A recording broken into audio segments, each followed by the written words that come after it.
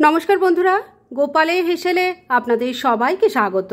আজকে আমি নিরামিষ ভোজীদের জন্য অত্যন্ত সুস্বাদু এবং সেরকমই স্বাস্থ্যকর একটি কাটলেটের রেসিপি শেয়ার করছি, যেটা খুব সামান্য ঘরোয়া কিছু উপকরণে আপনারা চটপট তৈরি করে ফেলতে পারবেন। আর চা কফির সাথে খেতে কিন্তু এটা ভীষণ ভালো লাগবে। তাই চলুন সময় নষ্ট না করে রান্নাটা করে ফেলি। আজকে এই নিরামিষ কাটলেটটা তৈরি করার জন্য আমি মিক্সির ছোট জারটা নিয়ে নিয়েছি।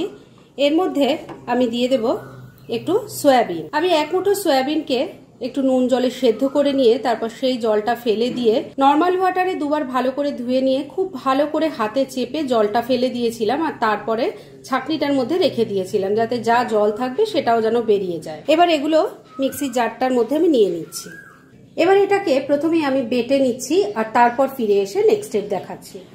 সেদ্ধ করা সয়াবিনটাকে বেটে নিয়ে আমি একটা বাটির মধ্যে ঢেলে দিয়েছি। এবার এর মধ্যে দিয়ে দিচ্ছি আমি একটা সেদ্ধ করা আলু, সেটাকে ম্যাশ করে নিয়েছি, দিয়ে দিলাম।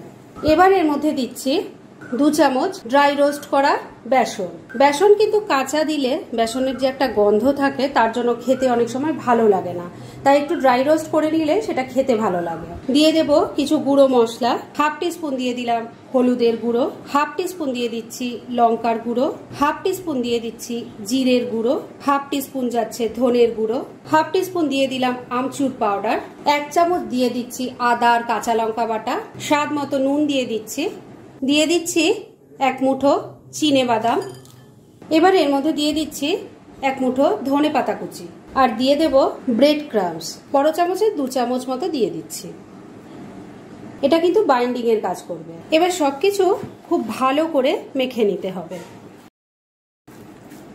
সবকিছু খুব ভালো করে মেখে নিয়েছি আর এবার স্ন্যাক্সটা তৈরি করার জন্য মন্ডটা একদম রেডি। এবার এখান থেকে আমি বড় করে একটু পোরশন নিয়ে নিচ্ছি, মানে যে যেরকম সাইজের বানাতে চান আর কি সেই রকম পোরশন নেবেন।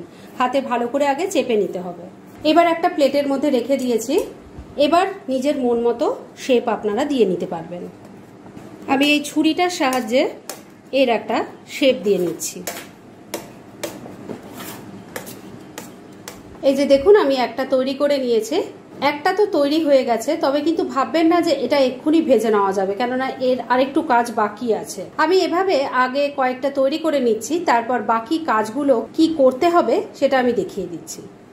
সমস্ত কাটলেটগুলো তৈরি করে নিয়েছি আর এবার বাকি কাজগুলো করে নিতে হবে। একটা বাটির মধ্যে আমি 1 কাপ পরিমাণ বেসন নিয়ে নিয়েছি। এর মধ্যে এবার দিয়ে দিচ্ছি বড় চামচের 4 চামচ চালের গুঁড়ো। এই চালের গুঁড়োটা দিলে খুব মচমচে হয়, খেতে ভালো লাগে। স্বাদ মতো নুন দিয়ে দিলাম, অল্প একটু কালো জিরে দিয়ে দিলাম আর দিয়ে দিচ্ছি সামান্য একটু হলুদের গুঁড়ো। সবকিছু ভালো করে মিশিয়ে নিচ্ছি। এবার অল্প অল্প জল দিয়ে একটা ব্যাটার তৈরি করে নেব। এই ব্যাটারটা খুব পাতলাও হবে না আবার খুব ঘনও হবে না। ব্যাটারটা তৈরি হয়ে গেছে। এবার একটা করে কাটলেট এই ব্যাটারের গোলায় ডুবিয়ে দেব, ভালো করে কোট করে নিচ্ছি।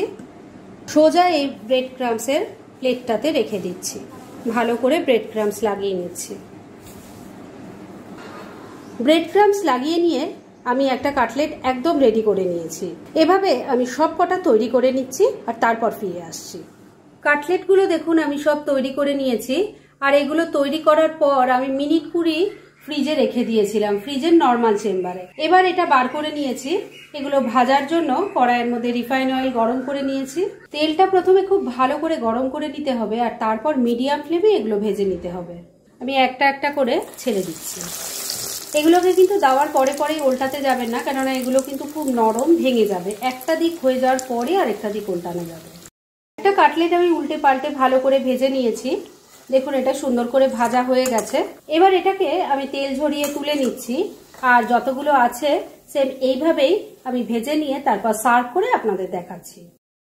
ফ্রেন্ডস, আমার আজকের এই দুর্দান্ত স্বাদের স্বাস্থ্যকর এবং সুস্বাদু কাটলেটের রেসিপি একদম রেডি হয়ে গেছে এবং আমি সার্ভ করে দিয়েছি। ভীষণ ইজি একটা রেসিপি, কিন্তু খেতে ফাটাফাটি হয়। তাই দেরি না করে পারলে এটা আজই একবার ট্রাই করে ফেলুন আর তারপর কেমন লাগলো সেটা প্লিজ কমেন্ট করে জানাবেন। এরকম ধরনের অনেক ভালো ভালো নিরামিষ রান্নার রেসিপি আপনারা গোপালের হেসেল সার্চ করলেই পেয়ে যাবেন, যার মধ্যে থেকে কিছু কিছু আমি সাজেস্টেড বক্সেও দিয়ে দেবো, সেখান থেকেও আপনারা দেখে নিতে পারেন। তাই গোপালের হেসেল অবশ্যই ভিজিট করুন। আর আপনারা কেমন ধরনের রেসিপি চাইছেন সেটাও কিন্তু আমাকে জানাতে পারেন। আমি চেষ্টা করবো সেসব রেসিপিগুলো আপনাদের সাথে শেয়ার করার। আর আমার আজকের এই রেসিপি যদি আপনাদের ভালো লাগে আর ইউজফুল বলে মনে হয়, তাহলে যারা এখনও আমার চ্যানেলটাকে সাবস্ক্রাইব করেননি তারা প্লিজ সাবস্ক্রাইব করুন। তাহলে আজকের মতো এখানেই শেষ করছি। পরদিন আবার এরকমই কোনো ভালো রেসিপি নিয়ে চলে আসবো। আপনারা সবাই খুব ভালো থাকুন, সুস্থ থাকুন।